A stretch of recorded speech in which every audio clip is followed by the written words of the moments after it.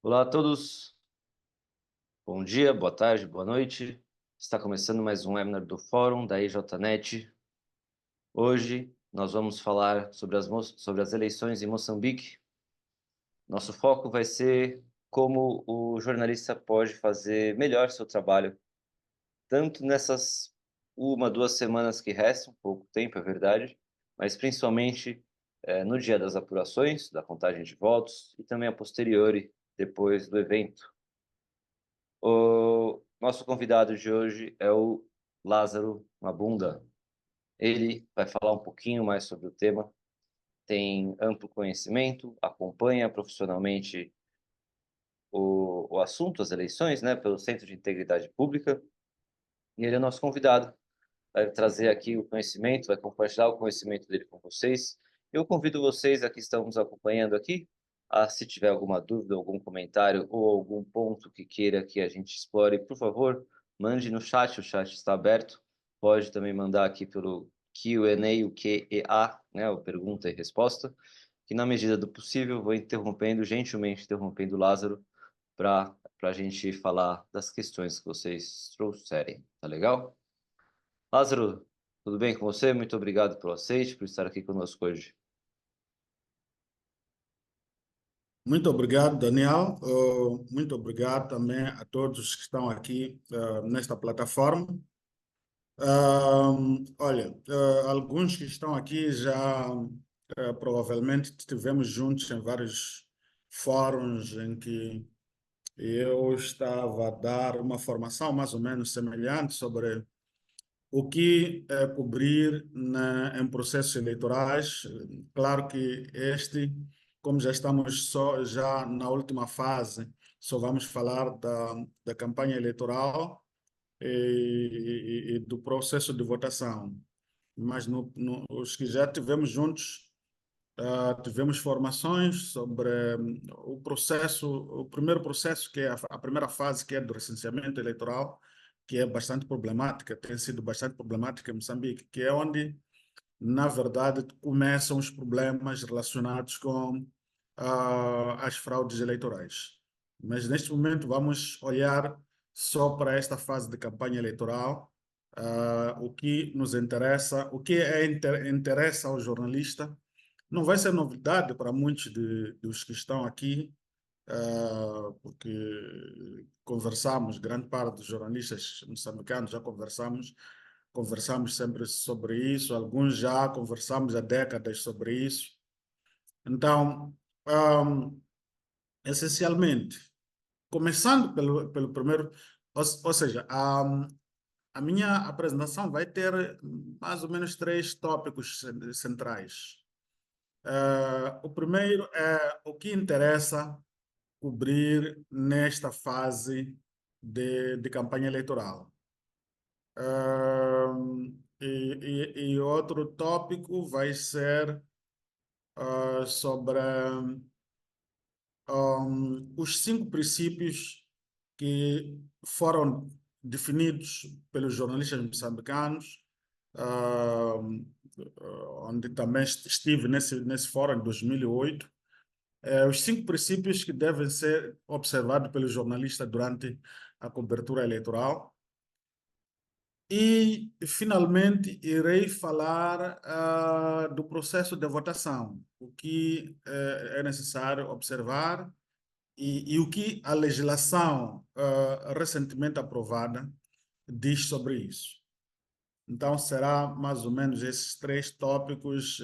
Posso meter um e o outro, mas não tão relevante assim, mas vai ser em torno disto. Em relação aos elementos que interessam neste momento cobrir, seria a proposta, né? A lei proíbe, por exemplo, os partidos políticos de usarem bens do Estado para atividades políticas, para as suas atividades políticas. Então, tem sido um dos temas bastante observadas, sobretudo ao nível do Centro de Integridade Pública, ou esta questão de alguns partidos políticos que têm governam os municípios, e o partido que está no poder governa todo o país, têm usado os bens públicos para campanhas eleitorais, sobretudo as viaturas, incluindo instalações mesmo públicas, ou instalações do Estado, para atividades políticas. E isso, por lei, é proibido, mas os partidos políticos que governam alguns municípios, governam o país também, têm usado meios do Estado para as suas campanhas ou atividades políticas. Grande parte das viaturas, por exemplo, do setor da educação, são vistos a fazer campanhas eleitorais em todo o país. E o que se faz muitas vezes é cobrir a matrícula com um panfleto do partido, e logo um dos elementos que deve nos despertar é justamente quando a gente olha para uma viatura e a parte da escrita da instituição está coberta com panfletos, a matrícula também está coberta. Então, isso deve nos alertar, porque pode ser que esse seja um bem do Estado que está a ser usado por partidos políticos. Então, este é um elemento que nós temos de olhar muito para ele.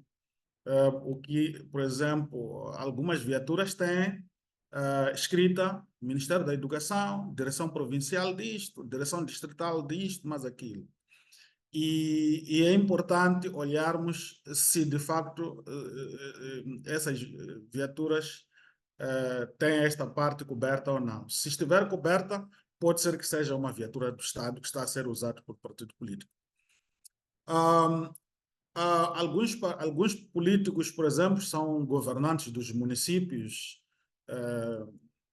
Brasil, municípios são prefeituras, neste caso.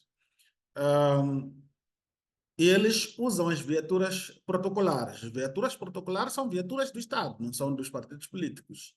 Então, nem são deles. Então, neste momento, tem usado, e isso tem que ser objeto de trabalho jornalístico. As instalações do Estado, como escolas, há regras sobre como é que as instituições do Estado devem ser usadas, ou instalações públicas devem ser usadas. A lei estabelece quais são esses mecanismos. Por exemplo, neste momento está a decorrer a formação dos membros da Assembleia de Votos e estão a decorrer nas instalações, nas escolas. Então, é proibido os partidos políticos usar as instalações ou tudo aquilo que é bem do Estado para as suas atividades políticas. Indo para o outro ponto, é preciso também observar a questão da violência política. Nestas eleições, a violência política já foi registrada em algumas zonas e tem causado muitos problemas. Por exemplo, há pessoas que foram feridas durante os atos violentos, quando as colunas dos partidos políticos se encontram, e muitas vezes é por provocações que ocorrem durante as manifestações políticas de procura de convencer o eleitorado a votar neles. Tem havido provocações e isso tem desembocado em violência. Então, a violência tem que ser uma preocupação para nós, como jornalistas, para reportar. Não é só reportar a violência, é muito importante fazermos a descrição de como é que esta violência ocorreu, mas sem tirarmos o partido de quem é o culpado e quem não é o culpado. Então, é só uma questão de procurarmos fazer um trabalho um pouco mais aprofundado, só em vez de reportar que houve violência, houve feridos, porque aí, de uma ou de outra forma, eximimos os partidos políticos de culpa. Então, temos de olhar um pouco mais profundo esta questão, no sentido de que temos de olhar para como é que começa e quem começa. Isso é muito importante. Se nós quisermos evitar problemas desta natureza, temos sempre de apontarmos a raiz do problema.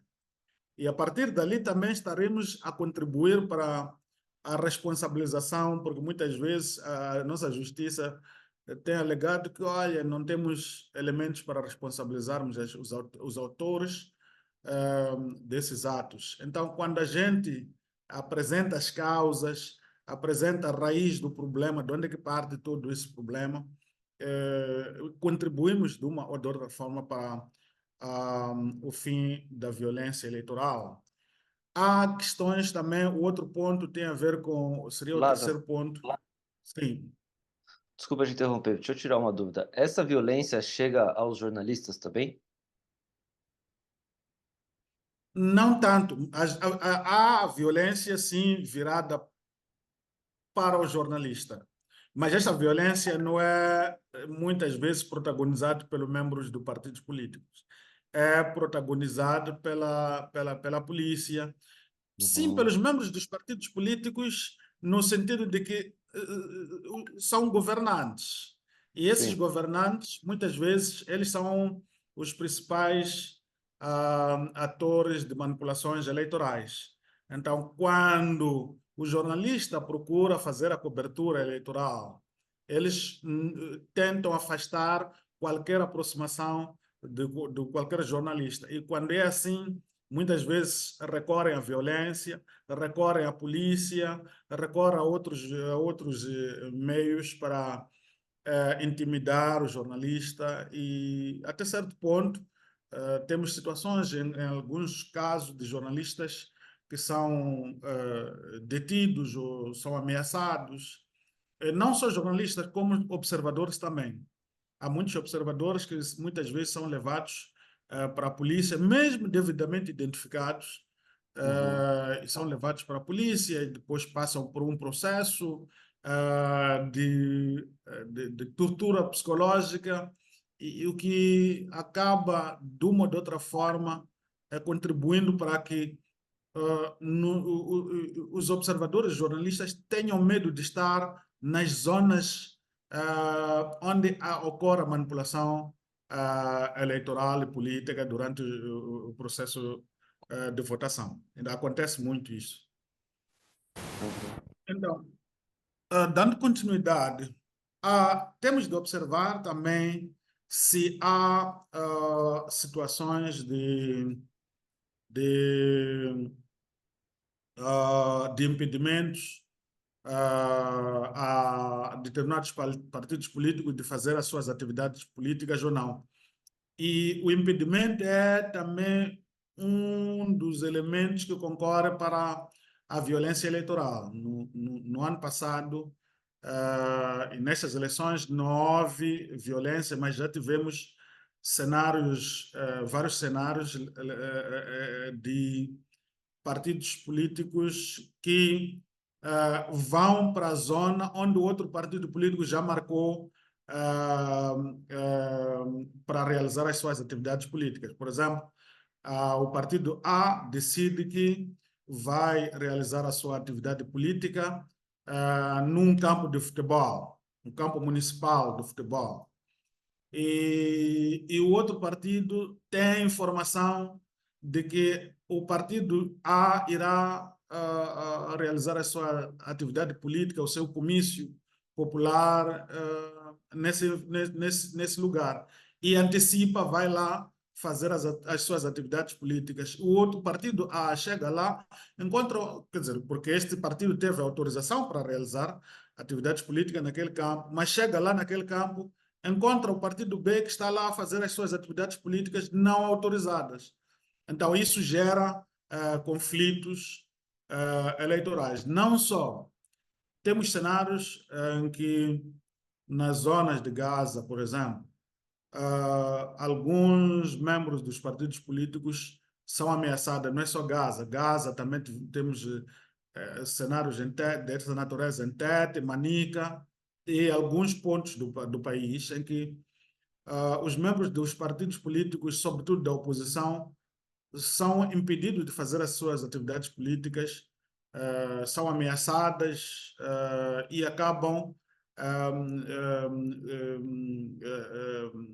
acabam não realizando as suas atividades políticas e ficam sem fazer essa atividade política. Por exemplo, em Manica, tem uma zona onde Manica e Gaza. Há zonas em que a oposição até agora ainda não começou a fazer as atividades políticas, porque quando tentaram,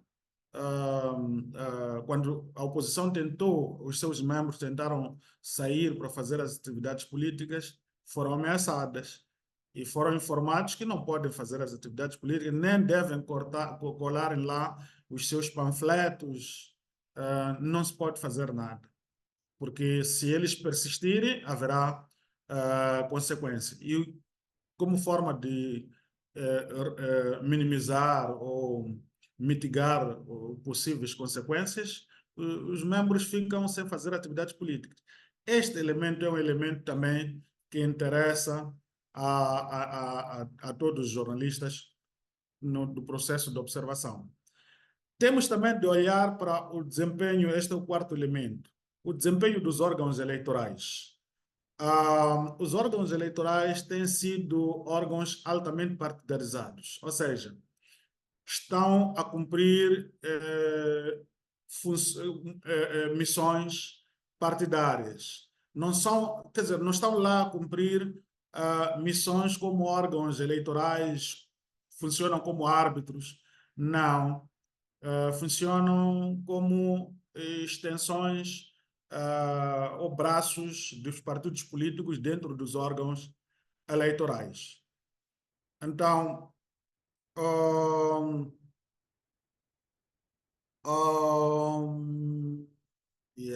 estava a ver estão a pedir uma coisa, mas vou cancelar. Então, esses órgãos eleitorais, para o nosso caso, têm tido um papel extremamente fundamental. Vamos lá. Neste momento, há bocado, eu estava a ouvir, por exemplo, um áudio que foi partilhado agora, tive acesso.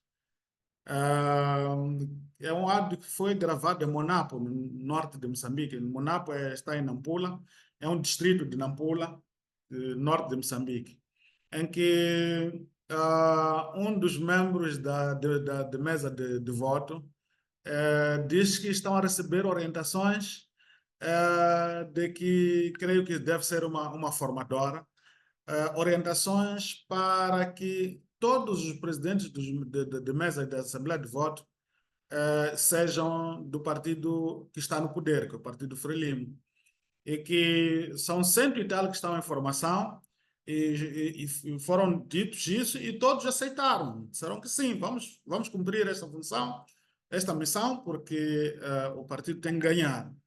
E se não cumprir essas missões, há de haver consequências. Esses áudios estão, acho que são 4 áudios, não escutei todos, escutei o primeiro áudio, mas é uma orientação clara que está a acontecer em todo o país. Como podem perceber, na semana passada, sim, a Comissão Nacional de Eleições, a nível da cidade de Maputo, anulou o concurso público de contratação de formadores provinciais, justamente porque todos os formadores provinciais tinham sido indicados pelo Partido Frelimo. E havia evidências e acabou-se anulando esse concurso público, mas é ao nível da província da Zambésia, na cidade de Quilimane. Mas isso acontece em todo o país, em todos os distritos. É por isso que grande parte dos membros de mesa de Assembleia de Voto vão ser professores, são eles que estão a ser formados. Neste momento, as escolas estão a funcionar praticamente a meio gás, ou seja, parcialmente, funcionam parcialmente, porque os professores, os diretores estão nas campanhas do partido do poder, também estão em formação para serem membros da Assembleia de Votos. serão presidentes, secretários, vice-presidentes e o quarto escrutinador. Então, está a acontecer e isso, como jornalista, temos de acompanhar, mas não basta dizer que há recrutamento que estão a ser feito por o partido A, B, C. Não, temos também de ter evidência de que, de facto, esse recrutamento é real e quais são os elementos, devemos apresentar esses elementos, que o indivíduo X, por exemplo, tenho algumas listas que foram enviados e no ano passado publicamos algumas listas enviadas pelo Partido no Poder para os órgãos eleitorais, no sentido de indicar justamente aqueles membros deles para serem membros da mesa da Assembleia de Votos. Temos essas listas, provavelmente ainda hoje publicamos um dos boletins que vamos publicar, vai conter umas listas da Zambésia. Mas se nós não conseguimos ter as evidências, não vale a pena dizermos que há contratação, há manipulação de contratação, há indicação de membros do Partido X para serem membros da Assembleia de Votos, porque todos, grande parte dos membros da Assembleia de Votos certamente têm simpatias políticas por algum partido político. Então, mas o que é mau é, por exemplo, essa lista ser uma lista que vem de um partido político a orientar os órgãos eleitorais, a indicar os seus membros. É isso que nós, como jornalistas, temos de olhar e temos de reportar. O quinto elemento é o desempenho das forças policiais e dos órgãos da justiça. Quando estou a falar também, bem, os órgãos da justiça, a polícia faz parte dos órgãos da justiça, mas tive que separar um bocadinho para mostrar a relevância, muitas vezes, da polícia nos períodos como estes. Muitas vezes, nas zonas, temos de acompanhar se os partidos políticos são acompanhados pela polícia ou não. A lei estabelece que eles têm que ser acompanhados pelos partidos, pela polícia. Mas há alguns partidos políticos que preferem não ter acompanhamento da polícia e não dar o roteiro das suas atividades políticas à polícia, porque julgam que a polícia partilha os roteiros com outros partidos e isso cria condições para a violência, porque esses partidos vão ocupar os espaços ou vão bloquear os roteiros por onde outro partido político já anunciou, comunicou à polícia que vai usar. E muitas vezes a polícia, quando vai para lá, está a acompanhar determinados partidos políticos, é a polícia que não tem nenhum instrumento para dissuadir qualquer tipo de violência política. Mas há determinados partidos que a polícia vai lá devidamente equipada.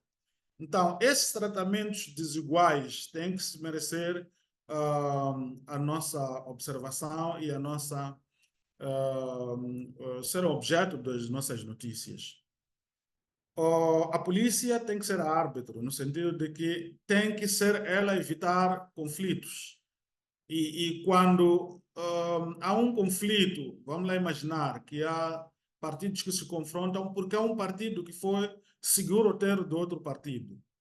Então, a polícia tem que agir imediatamente, notificar as pessoas. E essas pessoas têm que responder aos tribunais, porque todos os partidos políticos apresentam os seus roteiros diariamente, por onde vão passar, para evitar essas colisões. E quando há um partido político que decide destacar o seu grupo de choque para estar lá, os grupos de choque têm que ser responsabilizados. Esses partidos políticos também, os seus elementos têm que ser responsabilizados. Mas é aqui onde entra a justiça. Muitas vezes é porque a polícia não faz o seu trabalho de abrir e começar a ser o primeiro a começar a abertura do processo judicial. E a Procuradoria também não está a fazer o seu trabalho, que seria iniciar também um processo judicial contra esses elementos dos partidos políticos e submeter esse processo aos tribunais para julgar. Se nós formos a olhar, em quase todos esses processos em que há violência, não há pessoas que foram julgados, ou se há julgados, então os julgados muitas vezes têm sido as próprias pessoas que foram vítimas. Vimos isso em alguns casos, em que os que foram bloquear o roteiro do outro partido, depois houve violência, resultou em ferimentos. Quem foi notificado, quem foi à justiça, foi quem viu o seu roteiro a ser bloqueado. E quem foi bloquear não foi notificado, não foi julgado, não foi condenado. Então, a justiça, a polícia, os órgãos eleitorais, eles muitas vezes temos de olhar como é que eles atuam e nós reportarmos isso, porque se nós não conseguirmos, não reportarmos isso, o que vai acontecer é que vamos ter esses problemas sempre. Os jornalistas têm que contribuir para que não haja problemas, não haja conflito, mas que haja responsabilização das pessoas. E para isso, temos de ter elementos e não basta dizer que houve provocação do partido X e mais Y, sem apresentar elementos, evidências bastantes para isso. As evidências têm que ser aquilo que nos norteia no nosso dia a dia.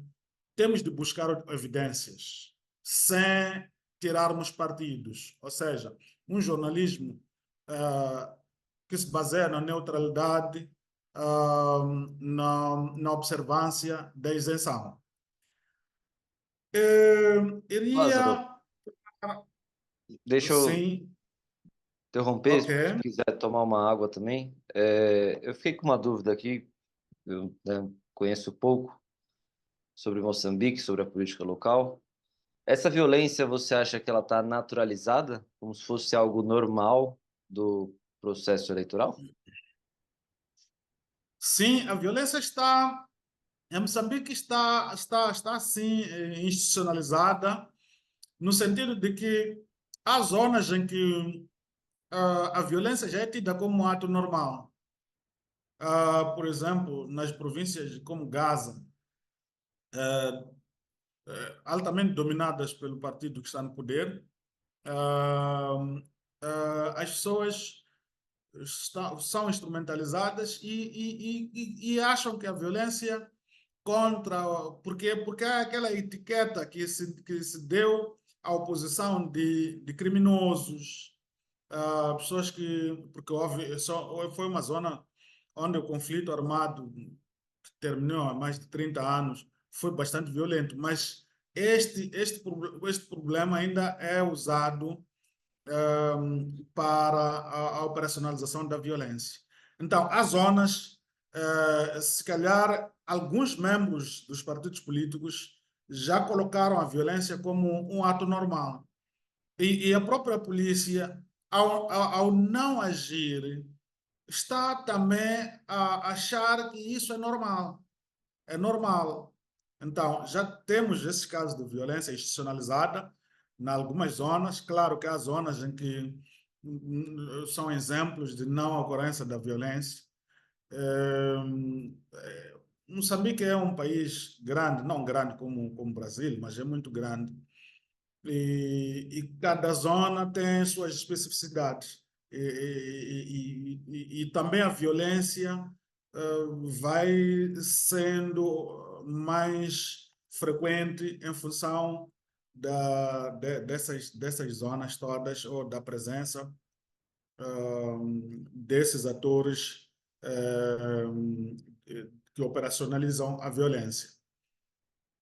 Então, o último elemento dos 6 que eu escolhi seria as mensagens dos candidatos, as propostas de governação, a solução dos problemas e se eles incitam ou não violência. Este é o último ponto que eu arrolei porque tenho notado que sempre as campanhas eleitorais em Moçambique olham muito menos para os primeiros 5 pontos que o Arolê, olham muito mais para as propostas de governação dos partidos. O que o partido A apresenta como, ah, como proposta de governação, as soluções para os problemas que esses partidos vão apresentando, isso é que tem sido mais dado relevância na nossa imprensa. Mas o que acontece é que ah, a imprensa acaba sendo repetitiva, porque as promessas são feitas. Na primeira semana, praticamente, já ouvimos tudo que é promessa eleitoral. Mas a campanha tem duração de 45 dias. Então, o que acontece é que todos os dias a repetição das mesmas promessas em lugares diferentes. Hoje prometeu-se, por exemplo, resolver o problema de falta de água na cidade de Maputo. Amanhã é a mesma coisa, promessa de falta de água, resolução do problema de falta de água na cidade da Beira. E depois da manhã, então, as promessas são as mesmas. Então, o que acontece é que o jornalismo acaba cansando, as notícias acabam sendo cansativas, porque são as mesmas promessas que são repetidas, mas também isso mostra que nós não olhamos para os outros elementos que, por exemplo, apontei anteriormente. Porque se nós olharmos para outros elementos, vamos perceber que há muito mais problemas por reportar mais do que as propostas. As propostas elas têm que serem apresentadas, não há dúvida, mas também temos de olhar para outros esses elementos a que fiz referência anteriormente. Temos de olhar para o tipo de discursos que os partidos políticos têm usado durante campanhas eleitorais, porque há discursos que configuram incitação à violência ou incitamento à violência,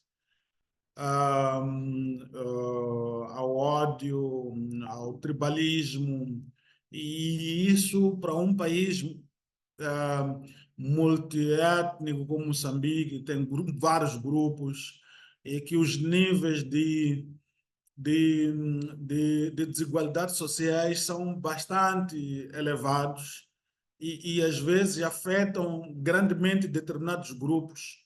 Então, um discurso político que visa incitar violência, ódio, é capaz de ser um discurso que leva à eclosão de extrema violência. Esses elementos todos são elementos que nós, como jornalistas, temos de observar no nosso dia a dia. Então, este seria a primeira parte da minha apresentação, os temas que são propostos para a cobertura dos processos eleitorais. Não sei se posso seguir para outro ou... Só um comentário para não deixar passar aqui, que o Adelino mandou, Adelino da Silva Júnior, disse, não sei se se referir à violência eleitoral, né?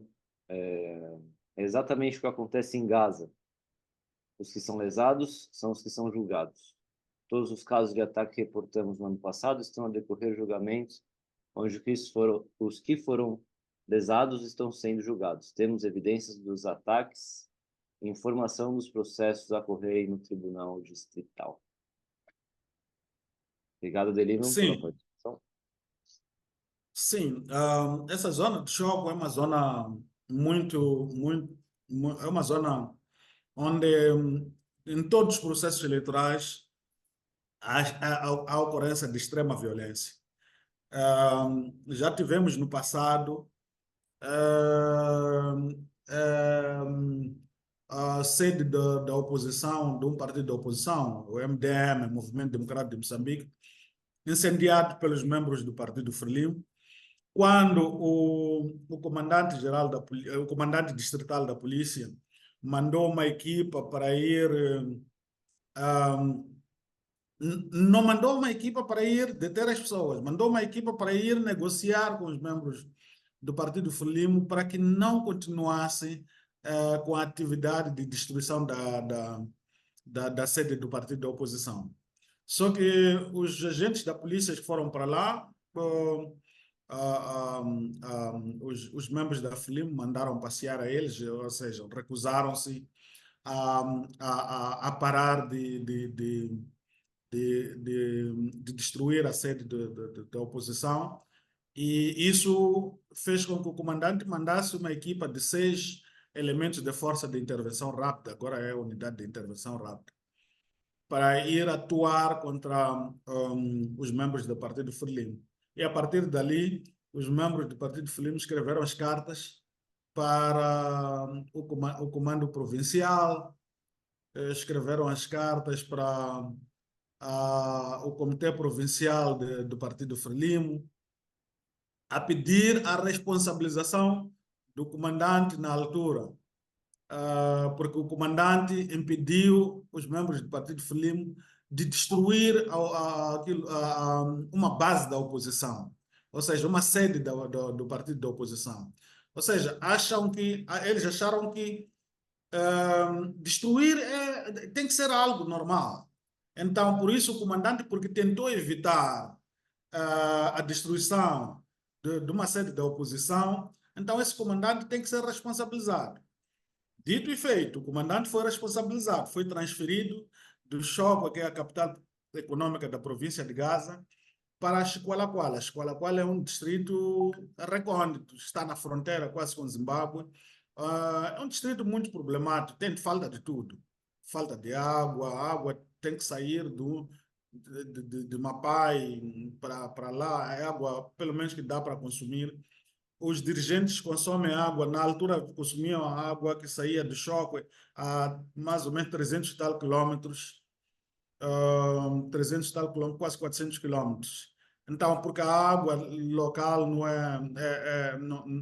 é água potável, é salobre, não dá para consumir.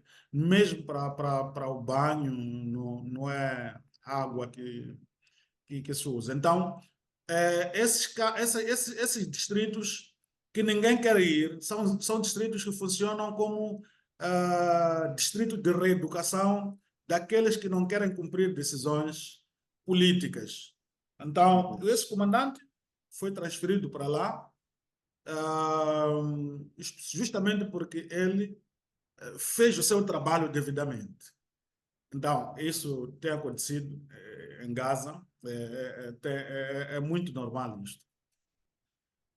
Então, em 2018, nós definimos o código por apoio, quer dizer, quem apoiou foi o MISA, foi o PNUD, né? Através do MISA, na altura. MISA é uma instituição, Media Institute for Southern Africa. Então, é uma instituição, é o Instituto de Comunicação Social da África Austral. Tem um ramo aqui em Moçambique que olha para a questão do ambiente de trabalho dos mídias. Então, liderou um processo com o Sindicato Nacional de Jornalistas para o debate e aprovação da lei, não da lei, mas de um código de conduta para os jornalistas durante o processo eleitoral. E esse código tem lá uns, como é que posso dizer? São princípios. São princípios. E os 5 princípios, vou passar a indicar cada um dos princípios. Então, mas são princípios, muitas vezes, que os jornalistas deviam observar, mas que muitas vezes não observam. O primeiro princípio, por exemplo, é da independência do jornalista em relação aos partidos políticos coligação de partidos políticos ou candidatos concorrentes às eleições. Este princípio é bastante importante porque apela para que os jornalistas não se envolvam em atividades de assessoria de imprensa e de colaboração ativa com os gabinetes de comunicação eleitoral dos partidos políticos. Este é o primeiro elemento. Mas o outro apelo é que os jornalistas têm de evitar tomar posições públicas de caráter político partidário durante estes períodos eleitorais. Então, o primeiro que pede, por exemplo, que os jornalistas não se envolvam em atividade de assessorias, os gabinetes, é que em Moçambique há muitos jornalistas que fazem atividades políticas, sobretudo de assessoria de imprensa, uma atividade que, na verdade, é incompatível com a atividade jornalística, mas eles fazem. E quando é assim, quando se percebe que um jornalista está ao serviço de um determinado partido, esse jornalista deixa de ter credibilidade para outros partidos políticos. Então, por isso que apelou-se que o jornalista não pode fazer este tipo de atividade. Também, durante esse período, por causa da sensibilidade do ambiente, o jornalista tem que evitar tomar posições políticas durante este período de campanhas eleitorais, sob pena também de conotações políticas, desacreditar-se todo o trabalho que ele possa fazer, justamente por causa das posições políticas que ele vem tomando. Este é o primeiro elemento. Mas tem o segundo princípio, que é tratamento diferenciado de todas as matérias eleitorais. Ou seja, o jornalista deve cobrir todos os acontecimentos com isenção e objetividade. E deve assegurar tratamento equilibrado a todas as fontes de informação. Não pode o jornalista tirar partido durante a sua cobertura eleitoral.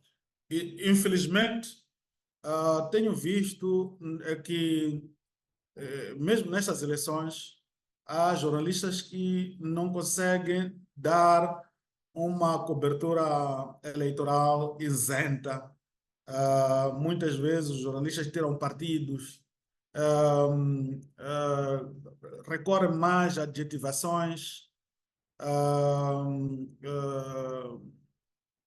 quer dizer, qualificam um candidato, porque ele está a cobrir aquele candidato, vai qualificando o candidato como sendo, tendo feito o melhor discurso, ou isto, mas aquilo. Não, não pode ser função do jornalista. Tem que ser função de analistas, das pessoas que leem os trabalhos jornalísticos. A função do jornalista é apresentar as informações que um determinado candidato ele está a apresentar. O candidato X apresentou esta promessa. Disse que vai fazer isto, vai fazer aquilo. É isto que nós temos de fazer. Agora, se fez a melhor apresentação, tem o melhor discurso, tem o melhor... Isso não pode ser função do jornalista. Então, este tratamento diferenciado, distanciado, é extremamente fundamental. A objetividade e a isenção. E temos de também tratar, dar um tratamento equilibrado a todas as fontes de informação. Não podemos categorizar as fontes de informação, porque tem fonte de informação que se a fonte nos dá uma informação que nós achamos que se calhar a fonte tem seus interesses. Sim, temos de saber que todas as fontes que nos dão informação têm interesse. E algumas fontes vão nos dar informações, incluindo lá algumas informações que não são verdadeiras, porque querem nos manipular. Cabe a nós termos este cuidado, fazermos todo o processo da averiguação do conteúdo e da veracidade do conteúdo dessa informação que nos é dada. Não é só receber uma informação e depois estás a publicar. Há um risco de publicar em verdade e, se calhar, até manchar ou difamar determinados candidatos, determinados partidos políticos. Se não temos elementos, ou se achamos que o discurso de acusação, mas esse indivíduo não nos apresenta elementos concretos. Não vale a pena, como jornalistas, temos de tomar a nossa decisão, porque também podemos ser responsabilizados como jornalistas só porque nós fomos usados por determinados partidos políticos. O terceiro elemento, ou o terceiro princípio, é rigor na terminologia e no cálculo de números. Apela-se aqui ao jornalista para evitar usar expressões qualificativas, como já dizia anteriormente, e de atribuir juízo de valores aos acontecimentos. É preciso também evitar qualificar as pessoas e atos públicos, como, por exemplo, esse tem sido um exemplo que tem sido dado com muita frequência, que não podemos, por exemplo, podemos até percebermos que há uma desorganização de um determinado partido político. Mas, se calhar, vale a pena nós, num período eleitoral como este, dizermos que, olha, o partido X está desorganizado. Vale a pena? Não vale a pena. Vamos olhar para as promessas eleitorais e não para o funcionamento interno dos partidos. Se está desorganizado, sei lá, outra coisa. Porque essa informação pode ser usada por outros partidos para campanhas eleitorais deles e beneficiar-se disso e em detrimento dos outros. Qualificar, por exemplo, que o partido X tem sido muito comum em Moçambique durante as eleições, o jornalista recorrer a números. Olha, a campanha eleitoral do candidato do partido A estava repleta de gente. Havia muita gente, algumas penduradas nas árvores, assim sucessivamente. O partido B, o candidato do partido estava, a campanha dele estava às mostras, não tinha pessoas. Ou seja, tem sido muito comum o jornalista recorrer a isto. A questão é que, será que é importante dizer que o partido X estava sem pessoas? Será que é importante dizer que o partido X estava cheio de gente a acompanhar a campanha? Qual é a relevância dessa informação? O mais importante não é o número de pessoas presente ou ausente. Tem que ser as promessas eleitorais desses candidatos. E se este candidato é deixado, pode estar a andar sozinho, é deixado fazer campanha sozinho ou não?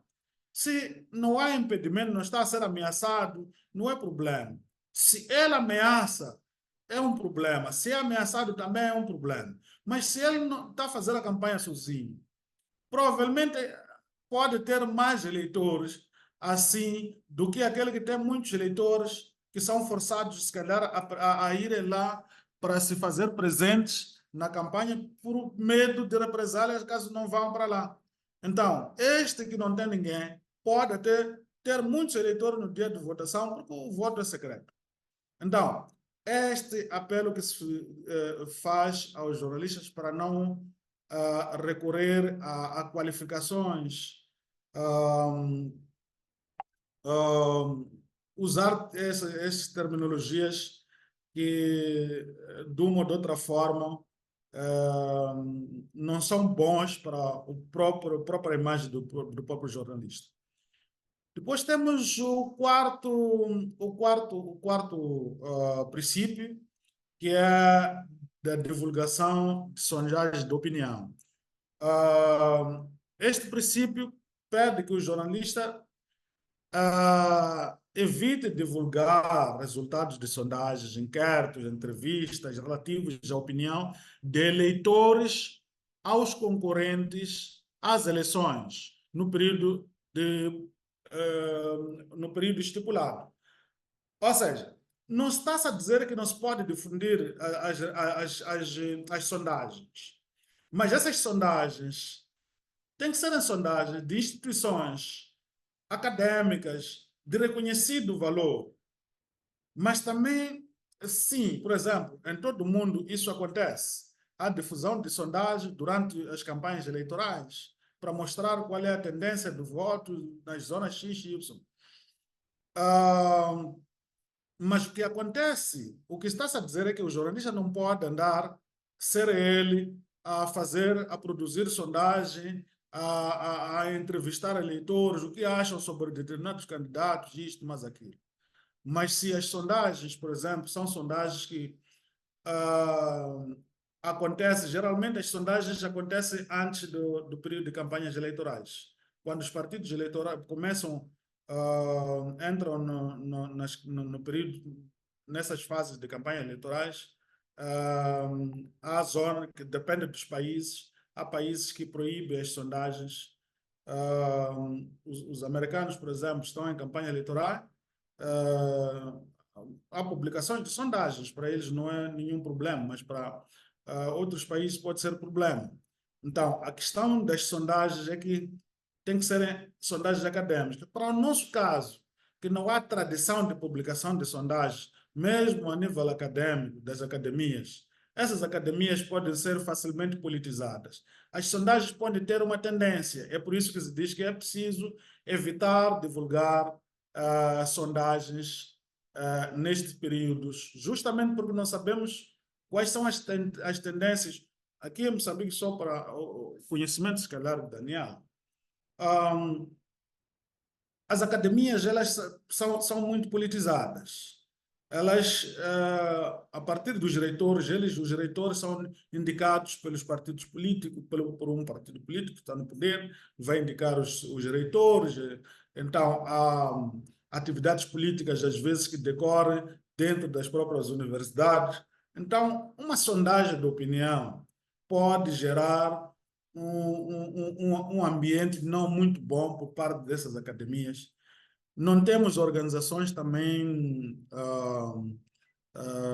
viradas para a área de pesquisa científica que publicam essas sondagens. É um campo muito complicado nesses períodos eleitorais, porque uma sondagem pode, até certo ponto, criar um ambiente não muito bom. Por isso que, nessa altura, decidiu-se que, olha, é preciso evitar divulgar sondagens. Lázaro, Claro, sim. uma dúvida, eu não entendi direito. Nesses 45 dias de campanha eleitoral em Moçambique, é proibido ter e divulgar pesquisas sondagens de voto? As sondagens de votos que não sejam de pesquisas acadêmicas, Tá. mas também por causa da politização da academia. Uhum. Achamos que é melhor que não se difundam as sondagens, Sim. porque as pesquisas elas podem ter tendência, embora possam vir de uma academia, mas podem ter uma determinada tendência para beneficiar um determinado partido. Mas é algo que, olha, é em função da realidade nossa, Uhum. da nossa realidade. Mas o que é estritamente proibido, é o jornalista fazer uma sondagem de opinião, entrevistar as pessoas, o que acham sobre campanha eleitoral do partido X, Y, K. Isso também não pode ser. Então, é mais ou menos isto. O quinto princípio de que as fontes de informação dos processos, é sobre as fontes de informação de processos eleitorais. Bem, quando foi aprovado este documento, os órgãos eleitorais, eles tinham problemas, mas ainda tinham um pouco de credibilidade. Por isso que se dizia que o jornalista deve recorrer e privilegiar as fontes de informação disponibilizadas pelos órgãos eleitorais autorizados para divulgação, mas nesse caso de resultados, em termos de resultados, sim, tem que se recorrer a esses órgãos eleitorais, mas o grande problema é que são eles que muitas vezes ah, ah, estão envolvidos na manipulação dos resultados. Então, quando chega o período eleitoral, tem havido, hoje em dia, na altura, quando isto aconteceu, quando foi aprovado, por isso este quinto princípio é muito discutível hoje em dia, por causa da ausência da transparência nos processos e, e do papel que os eleitorais têm vindo a desempenhar na manipulação dos resultados eleitorais. Veja que essas orientações que vão receber os membros da Assembleia de Votos, as listas dos membros da Assembleia de Votos são dos partidos, de um partido político. E este partido político tem membros, porque as nossas comissões elas são representadas por partidos políticos.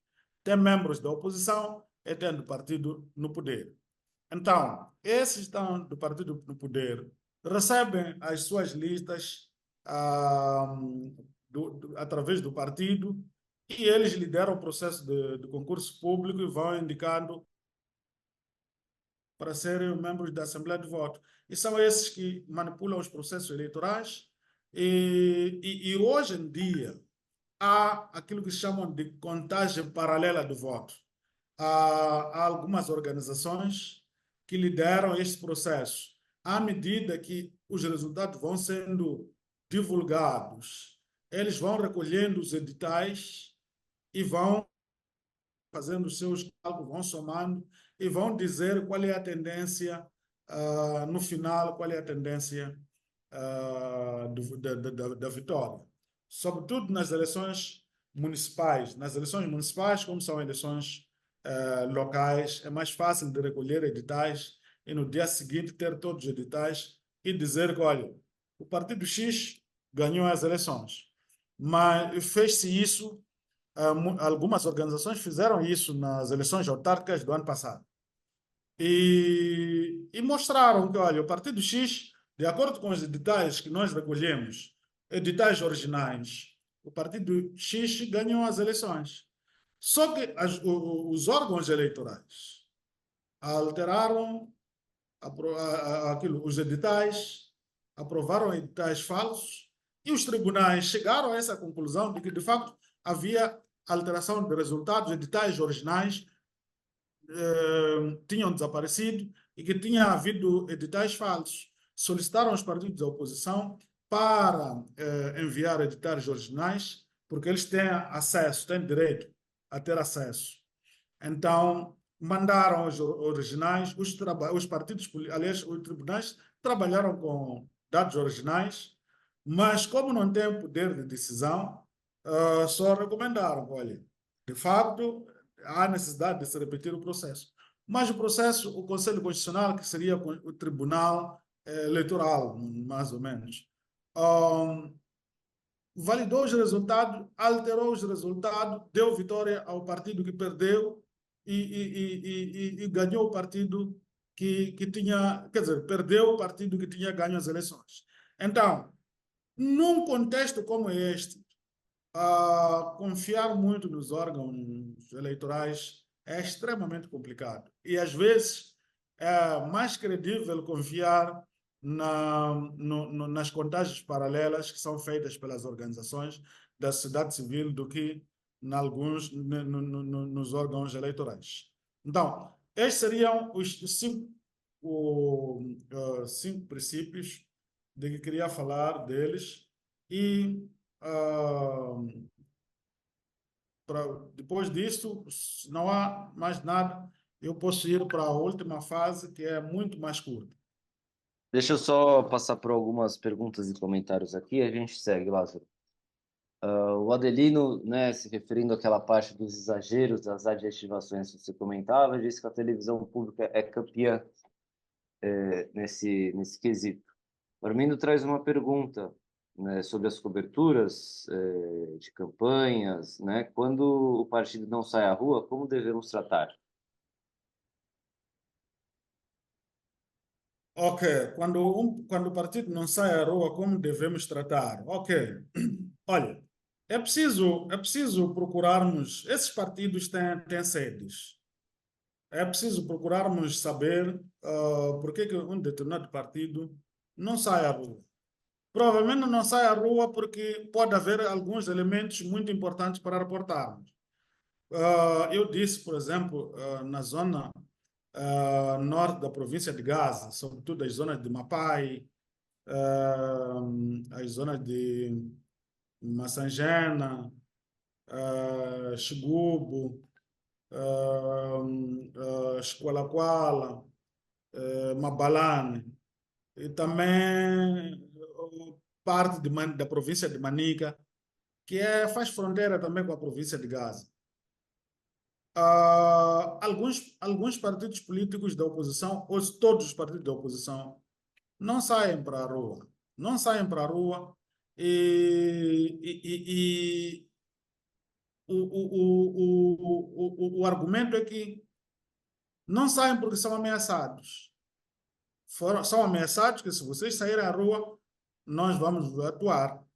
Então, evitam ir à rua para evitar conflitos, quer dizer, para evitar agressões. E há casas que foram queimadas. Há em Escola, por exemplo, tivemos cenário de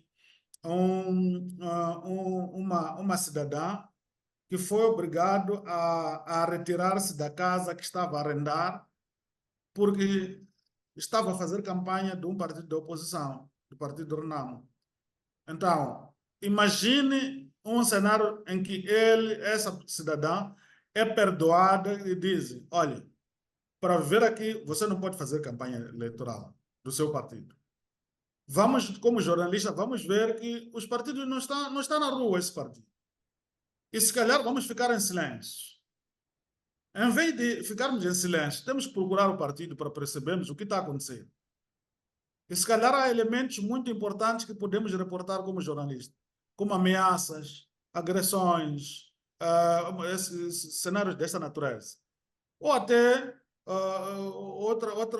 outras coisas que nós podemos encontrar durante esse período. Agora, o que nós não podemos, temos de evitar, é dizermos que, olha, este partido não saiu à rua porque é um partido desorganizado, porque é um partido, sei lá, isto, mas aquilo. Eu, pessoalmente, tenho vindo a notar e tenho chamado a atenção. As pessoas dizem, os partidos da oposição não têm, por exemplo, não saem à rua porque não têm meios de trabalho. Sim, isso é uma informação, é óbvio, temos que escrever. Partido X não sai à rua porque não tem meios. Não tem meios. Mas também aí podemos fazer um trabalho muito profundo. Por que este partido não tem meios? Muitas vezes são partidos que não controlam o Estado. Aqui em Moçambique, por exemplo, o partido controla o Estado. Quais são as funções? As fontes de receitas? Isso já reportamos, por exemplo, ao longo de vários boletins nós publicamos, em que os funcionários públicos são obrigados a contribuir dinheiro para campanhas do partido que está no poder neste momento. É obrigatório contribuir contra a vontade deles. E estamos a falar de quantos funcionários? É muita gente. Só o valor dos funcionários públicos é muito. Recebi uma informação, por exemplo, que há uma instituição pública que, na semana passada, contribuiu com 900 mil, 1 milhão de meticais para a campanha do Partido Frelimo. E tem sido sempre isto. Nas eleições, no passado, eu pessoalmente já fui reportar o caso de contrabando de madeira que era usado, quer dizer, contrabandeava-se madeira para se vender e o dinheiro ia para a campanha do Partido Frelimo. Nessa altura, eu fui fazer uma investigação, uma direção provincial disse que, olha, fomos pedidos 10 milhões de meticais.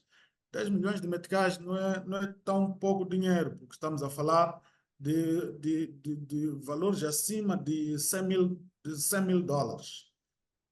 estão a pedir uma direção provincial. Ah, e uma direção provincial não tem condições, são mais ou menos 150 mil dólares. Ah, não tem condições, e o que eles encontraram, porque foram ameaçados, devem tirar.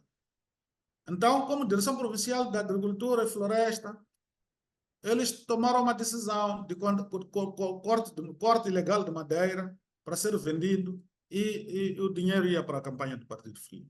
Então, tem várias fontes. É por isso que é o único partido que, desde o primeiro dia de campanha, está a fazer a campanha a toda a largura do país, porque tem meios.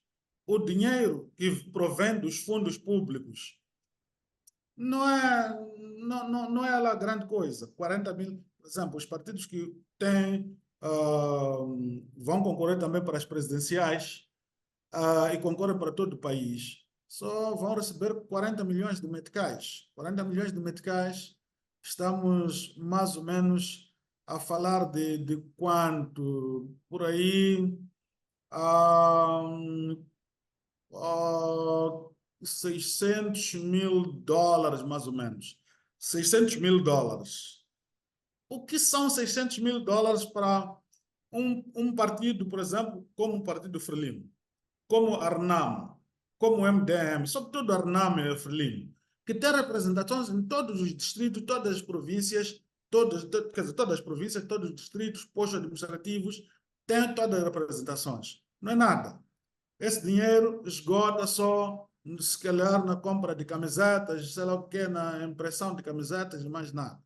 Então, é lógico que os partidos da oposição, é lógico não terem capacidade para realizar uma campanha eleitoral e não saírem às ruas.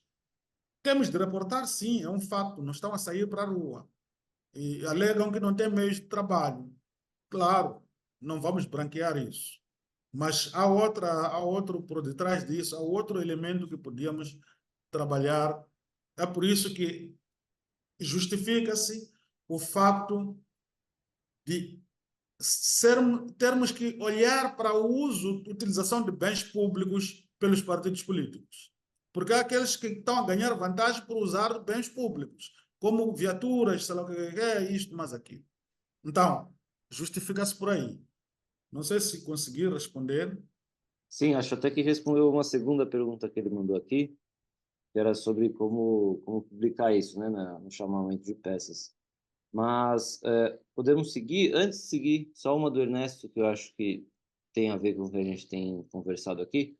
Olhando para o tratamento que o CC dá em relação à veracidade dos resultados, em uma altura que os membros da sociedade civil têm as editais originais, qual tratamento dar para evitar a falsificação dos resultados usando os que estão nas mãos dos membros da sociedade civil? Ok, deixa ver. Ok, a questão, olhando para o tratamento que o Conselho Constitucional dá em relação à veracidade dos resultados e numa altura em que os membros da sociedade civil têm editais original, qual é o tratamento a dar para evitar a falsificação dos resultados usando os... Olha, acho que é uma pergunta não muito para a área jornalística. É mais para como é que a sociedade civil pode fazer com que esses editais originais sejam mantidos. Bem, é um pouco difícil responder. Eu, como jornalista, a única coisa que posso dizer é que, olha, se nós temos editais originais e a sociedade civil usa esses editais originais para difundir as informações ou dar o resultado preliminar, olha, temos de dar credibilidade a essa informação, porque uma das coisas com que nos deparamos é termos instituições que dão informações, mas que essas instituições não são credíveis. E quando não são credíveis, é preciso, muitas vezes, não são credíveis porque estão a dar informações e não têm evidência. Agora, se uma instituição tem evidências, depois dá-nos a informação, olha, a probabilidade dessa informação ser boa notícia para nós é maior. Agora, em relação ao tratamento que a sociedade civil tem que dar, olha, a sociedade civil provavelmente pode mandar as editais originais para o próprio Conselho Constitucional, mas isso já se fez, já se fez. Os partidos da oposição mandaram editais originais, o Conselho Constitucional não validou, validou editais supostamente falsas. Então, o que nós vamos fazer como jornalista? Não há muita coisa senão reportar só. Mas Sim. está a haver uma outra. No chamamento da peça, o editor pode dizer: o partido X não saiu à rua. Sim, pode dizer, não há nenhum problema. É um fato. O partido X não saiu à rua, não saiu. Agora, temos de ir atrás dos motivos. Com aquele complemento Sim, que você estava comentando antes, né? é Por que não exatamente. saiu as suas? É exatamente isso. Uhum. A gente tem mais duas aqui, mas podemos seguir, depois a gente passa, volta para elas, pode ser, Lázaro? Ok, sim, ok. Tá bom. Então, deixe-me só ir para a última parte, que é mais para terminar. Ah, olha, a questão dos. No dia de votação, e antes disso, como às vezes nós podemos encontrar os contactos dos candidatos? Olha, nós temos de ter todos os contactos nessas alturas dos partidos políticos, a nível nacional, a nível provincial, a nível do distrito, a nível dos postos administrativos, até ao nível das localidades. Podemos ter e devemos ter esses contatos todos. E isso facilita-nos para que a gente tenha acesso às atividades dos partidos a nível das bases, a nível da localidade. Onde é que o Partido X vai fazer as suas atividades? Os candidatos a deputados estão lá, são os, os candidatos a deputados, sim, estão lá nos seus círculos eleitorais. Estão lá nas localidades, estão lá nos postos administrativos. Os dirigentes dos partidos políticos ao nível das localidades, dos postos administrativos, estão lá também. Então, é importante nós acompanharmos muito esta dinâmica dessas pessoas a nível das bases. Mas nós olhamos muito para os candidatos presidenciais. Onde está o candidato da Renamo, Suf Mamad? Onde está o candidato do MDM, Lutero Simang? Onde está o candidato da Frelimo, Daniel Chap? Onde está o Venâncio Mondlane?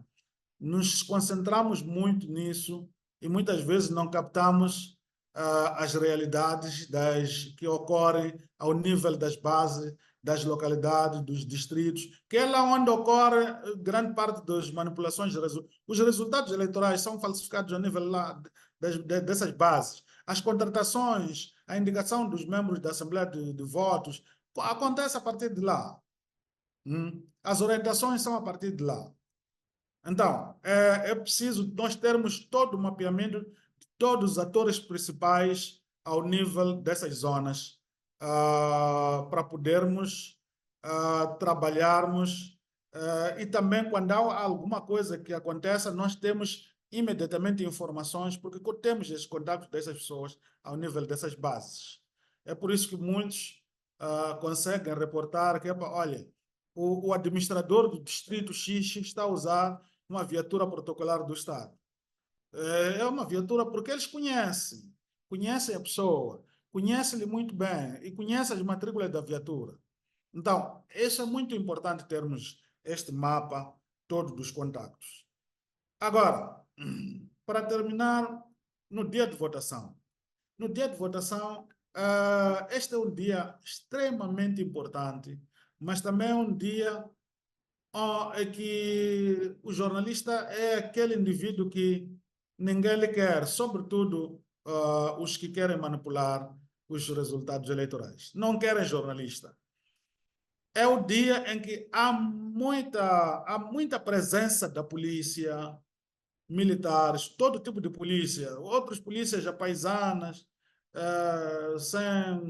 sim, a paisana, outros polícias devidamente equipados, para polícias antimotins, ah, polícia de unidade de intervenção rápida, que é uma força policial especial. Na verdade, grande parte é uma força militar aquela, só está dentro da polícia, mas é uma força militar, porque o recrutamento desses agentes da polícia é feito ao nível da área militar. Por exemplo, aqueles que vão cumprir serviço militar 2 anos, depois de 2 anos, são desmobilizados e são os que são muito, têm o perfil, são integrados. Então, eles foram treinados como militares.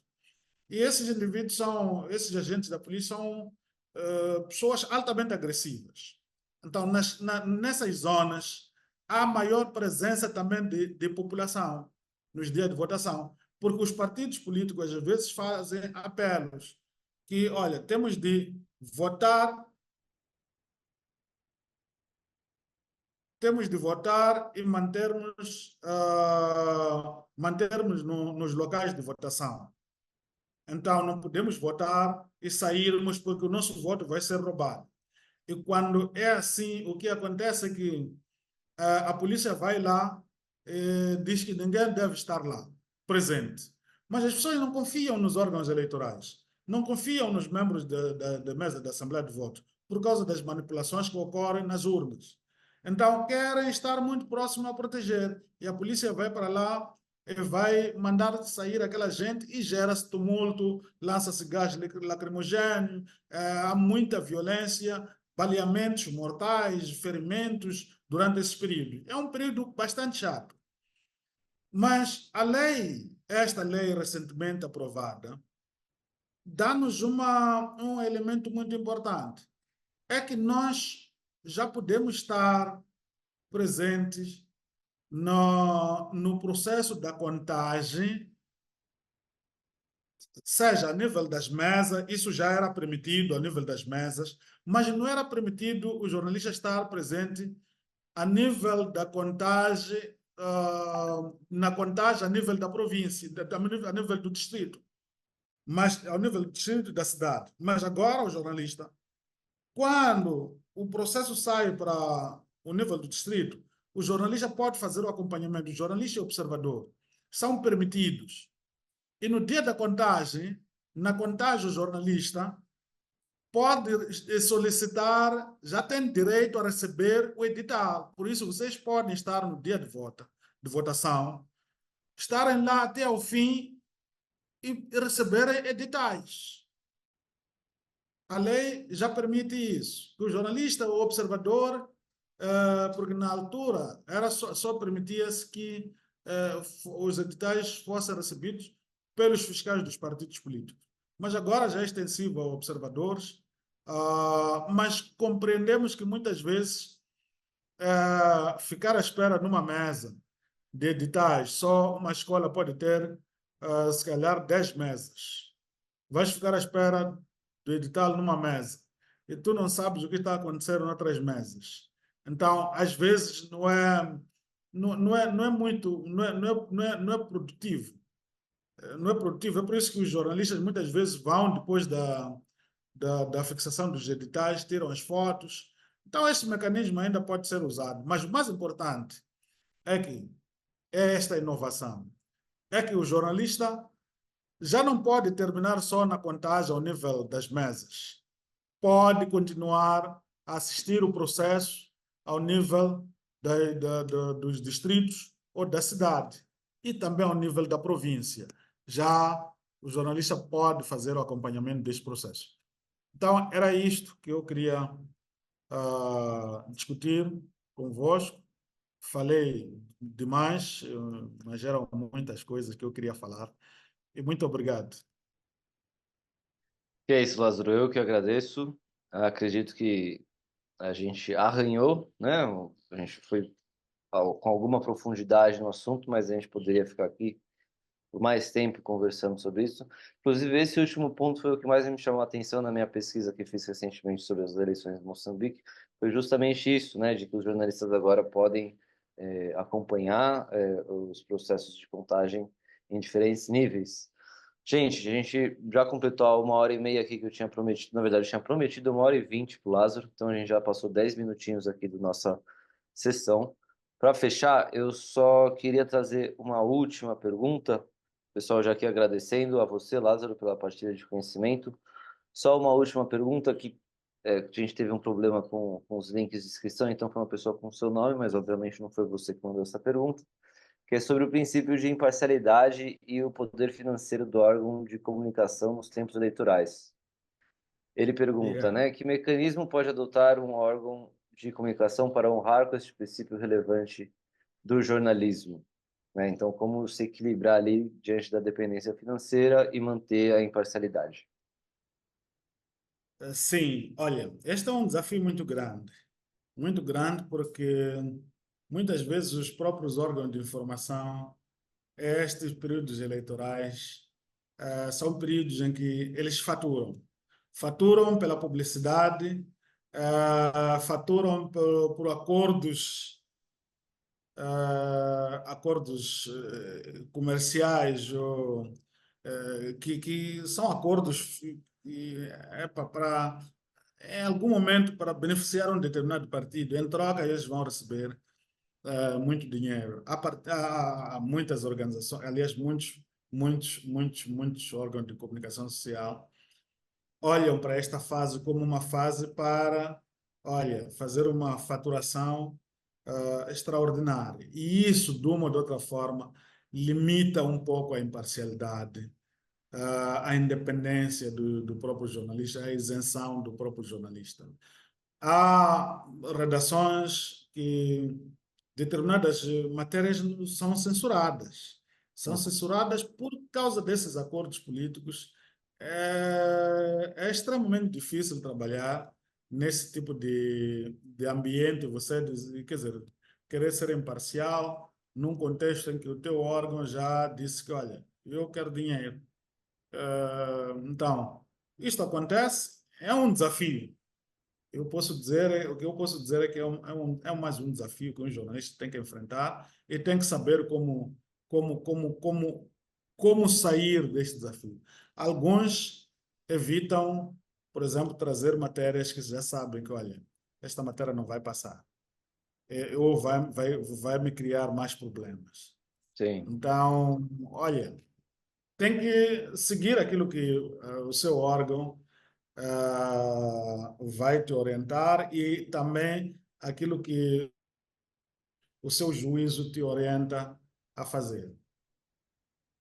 exatamente. Lembrar da segurança pessoal, né? Principalmente. Exato, Somos exato. pequenas repórteres, são pequenas formiguinhas fazendo um trabalho que o editor, né, os donos dos jornais podem só cortar.